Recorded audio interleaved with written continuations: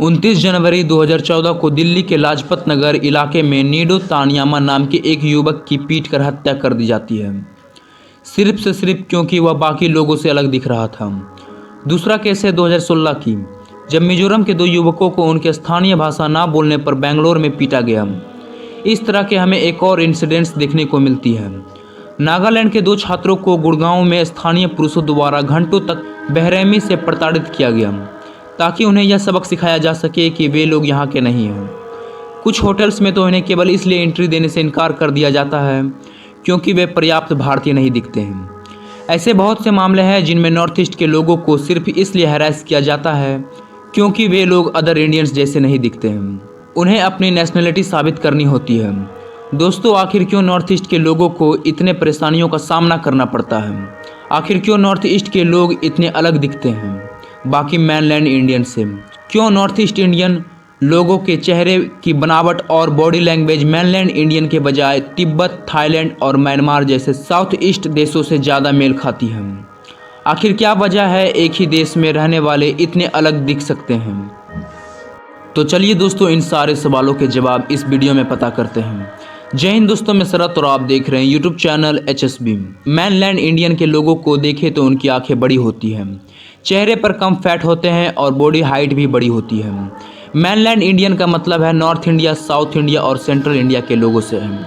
वहीं north east India लोगों की आंखें छोटी होती है, उनका फोरहेड बड़ा होता है और चेहरे पे एक्स्ट्रा फैट भी होती है। तो और नॉर्थ ईस्ट इंडियन के लोगों की हाइट भी कम होती है। और उन लोगों का कल्चर, ट्रेडिशन और भाषा भी मैनलैंड इंडियन से काफ़ी अलग है। जैसा कि हमें पता है कि मानव की उत्पत्ति अफ्रीका से हुई थी और आज से करीब 3 लाख साल पहले मानव सभ्यता का विकास हुआ था और अफ्रीका में ही पहली बार होमो सेपियंस विकसित हुए थे। उस समय तक सारे इंसान एक जैसे ही दिखते थे, लेकिन आइस एज के दौरान होमो सेपियंस दुनिया के अलग अलग कोनों में पहुंचना शुरू हुए थे। होमो सेपियंस पहले अफ्रीका से यूरोप गए और फिर यूरोप से एशियन कॉन्टिनेंट गए। आज से 1,30,000 साल पहले सभी लोग एक जैसे ही दिखते थे, लेकिन डार्विन थ्योरी ऑफ इवोल्यूशन के मुताबिक इतने सालों में इवोल्यूशनरी चेंज आने शुरू हुए थे। लोग जिन जगहों पर रह रहे थे उनके बॉडी वैसे ही सिचुएशन में ढलने लगे थे और कुछ सालों के बाद होमो सेपियंस 4 रेसेस में बट गए: कॉकेजन, निग्रोइड, मंगोलॉइड और एस्ट्रोलॉइड।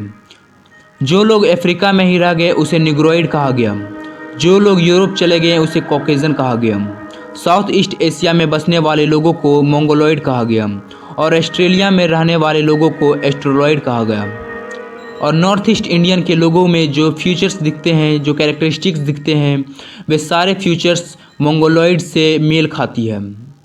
डार्विन थ्योरी ऑफ इवोल्यूशन के मुताबिक इंसानों के शरीर में एनवायरनमेंट के वजह से चेंजेस होते हैं, जैसे एपिकेंथिक फोल्ड ऑफ आइज। आपने देखा होगा कि नॉर्थ ईस्ट इंडियन की आंखों के ऊपर एक्स्ट्रा फैट होते हैं क्योंकि मंगोलॉइड जिस जगह पे माइग्रेट हुए थे उन जगहों पे ठंडी हवा चलती थी और आंखों के ऊपर एक्स्ट्रा फैट होने के कारण आंखों को इंसुलेटेड रखते थे। Number 2, small eyes. उन जगहों पे सफ़ेद बर्फ़ की ढकी परतें हुआ करती थी जिनके कारण सनलाइट बर्फ़ से रिफ्लेक्ट होकर आँखों में जाते थे, जिस कारण आँखों को बहुत तकलीफ़ होती थी। लेकिन आँखें छोटे होने के कारण कम रिफ्लेक्टेड सनलाइट आँखों में एंटर करेगी। Number 3, short height. छोटे हाइट के कारण बॉडी की सरफेस एरिया कम हो जाती है, जिसके कारण शरीर की गर्मी शरीर से बाहर नहीं जाती। नंबर 4, लंबी और चपटी नाक। लंबी और चपटी नाक होने के वजह से हीट बॉडी रीऑब्जर्व हो जाती है। Number 5, flat face and extra fat. Extra fat होने के कारण बॉडी गर्म रहती है और फ्लैट फेस के कारण फ्रोजन फूड खाने और चबाने में सहूलियत मिलती है। दोस्तों, ये तो बात रही इवोल्यूशनरी चेंज के बारे में, जो बताती है कैसे मंगोलॉइड का इवोल्यूशन हुआ और ये सारे फीचर्स हमारे नॉर्थ ईस्ट इंडियन लोगों के पास भी हैं। लेकिन ये सारे फीचर्स हमारे नॉर्थ ईस्ट इंडियन के पास कैसे आए? जेनेटिक स्टडी के अनुसार नॉर्थ ईस्ट इंडियन के जितने भी ट्राइब्स यानी जनजातियां हैं, जैसे निसी और अउनागा, उनका ताल्लुक तिब्बत और बर्मा जैसे देशों से है, यानी उनका ओरिजिन तिब्बत और बर्मा से है। हर नॉर्थ ईस्ट इंडिया में एक प्रॉपर इन्वायरमेंट पाए जाते हैं, जैसे हरे भरे पेड़, साफ पानी और यहाँ पे अनेक प्रकार के फल भी पाए जाते हैं और वे सारे चीज़ जो इंसानों के रहने के लिए ज़रूरी है। इन सभी को देखते हुए एक समय पर तिब्बत, थाईलैंड और म्यांमार के लोग यहाँ पर आकर बस गए थे। इस वजह से नॉर्थ ईस्ट के लोग इन लोगों के जैसे दिखने में लगते हैं। दोस्तों, यहाँ पे सवाल यह आता है कि क्या इन सभी बातों का हमारे पास कोई सटीक प्रूफ है? तो जी हाँ दोस्तों, हमारे पास इन सभी बातों का प्रूफ है। Proof number 1, intermixing. जब नॉर्थ ईस्ट इंडियन के जेनेटिक स्टडी किए गए तब पाया गया कि कुछ मेजर ट्राइब्स जिनका संबंध तिब्बत और म्यांमार जैसे देशों से है, और ऐसा हो सकता है क्योंकि 1817 से 1826 के बीच बर्मिस इन्वेजन हुए थे, जिसमें बर्मा ने असम पे कब्जा कर लिया था, जिसके कारण इंटरमिक्सिंग हुआ होगा। माइग्रेशन का प्रूफ नंबर 2, लिंग्विस्टिक सिमिलैरिटीज़। हमारे नॉर्थ ईस्ट इंडियन के कई ट्राइब्स जो टिबेटो बर्मन के अलग अलग लैटिन इस्तेमाल करते हैं। इनफैक्ट नागालैंड के ट्राइब्स की भाषा तो थाईलैंड तक जाती है, क्योंकि उनकी भाषा टिबेटो बर्मन के साथ साथ नन, खेमेर और प्लॉग जैसे भाषाओं से भी मेल खाती है, जो भाषा थाईलैंड और वियतनाम में बोली जाती है।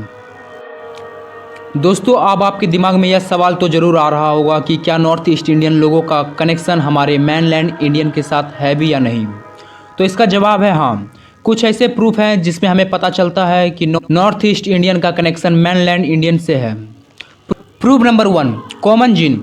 हमारे नॉर्थ ईस्ट इंडियन में रहने वाले लोगों के जीन में इंडो मंगोलॉयड जीन भी मिलते हैं। 2012 के रिसर्च के मुताबिक हमें यह पता चलता है कि नॉर्थ ईस्ट इंडियन के लोगों में ज़्यादातर तिब्बत, बर्मा और थाईलैंड के लोगों के जीनों से मैच करते हैं। कुछ लोगों में मैनलैंड इंडियन के जीन से भी मेल खाते हैं। Proof number 2, Hinduism. और जो नॉर्थ ईस्ट इंडियन में किंगडम्स और किंग्स थे, वहाँ के लोग मेनली हिंदू धर्म के ही थे। जब हमें प्रूफ मिल जाता है कि नॉर्थ ईस्ट इंडियन के लोग हमारे अपने देश के ही थे, तो क्यों इन्हें अदर इंडियन से अलग माना जाता है? इस सवाल को जानने के लिए हमें जाना पड़ेगा कॉलोनियल पीरियड में, तब जब ब्रिटिशर हम भारतीयों पर राज कर रही थी। ब्रिटिशर के पॉलिसी ऑफ कन्वर्जन और डिवीज़न के तहत ब्रिटिशर ने मैनलैंड इंडियन को नॉर्थ ईस्ट इंडियन में एंट्री करने से बैन कर रखा था, जिसकी वजह से मैनलैंड इंडियन के ट्रेडिशन, कल्चर और भाषा नॉर्थ ईस्ट इंडियन तक नहीं पहुंच सकी।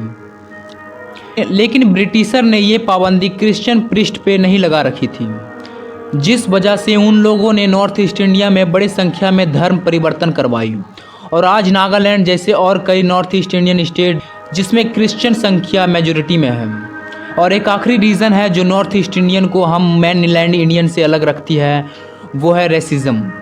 जब भी नॉर्थ ईस्ट इंडियन के लोग मैनलैंड इंडियन में आते हैं तो हमें नेपाली, चीनी और नूडल्स, मोमोज जैसे नामों से चिढ़ाया जाता है। लेकिन क्या आपने कभी सोचा है कि उन लोगों पे क्या बीतती होगी? इसलिए दोस्तों, हमें सोचना होगा कि वे लोग कोई और नहीं बल्कि ये भारतीय हैं, ये हमारे, क्योंकि ये इंडिया के एक हिस्सा है। तो आज के लिए बस इतना ही दोस्तों। यदि आपने अभी तक मेरे YouTube चैनल HSB को सब्सक्राइब नहीं किया तो सब्सक्राइब कर दे और वीडियो को ज़्यादा से ज़्यादा शेयर करें। जय हिंद, जय भारत।